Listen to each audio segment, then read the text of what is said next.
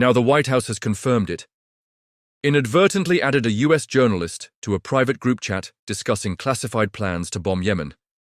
Now it's an extraordinary breach of security with America's entire national security team in the group, including the Vice President. The journalist Jeffrey Goldberg was informed of the strikes 2 hours before they took place a little over a week ago, while Sarah Smith is live in Washington with the very latest, Jeffrey Goldberg. He is the editor-in-chief of the Atlantic magazine. And he's written at length about what beggars belief being put in this secret chat group with the highest level authorities when it comes to America's national security. I know it's stunning, isn't it?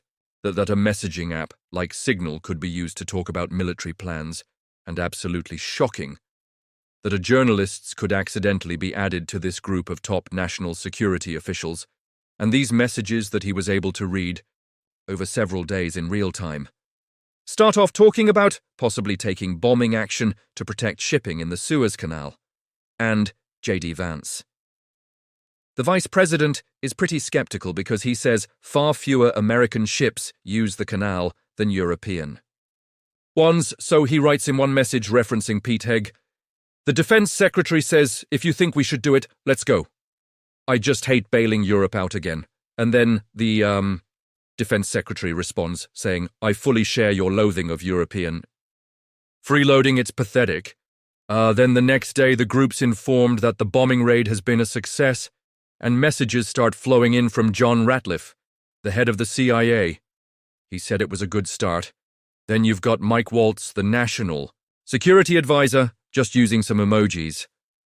We assume is Marco Rubio, the Secretary of State. He says, "Good job, Pete, and your team QOs," to all chimes in Susie Wilds, the White House Chief of Staff, and then the President, Envoy Steve Witkoff. He's just got a few more emojis. It's astonishingly casual way of talking about a bombing raid, which the Houthis say killed 53 people. It's obviously a pretty big security breach as well.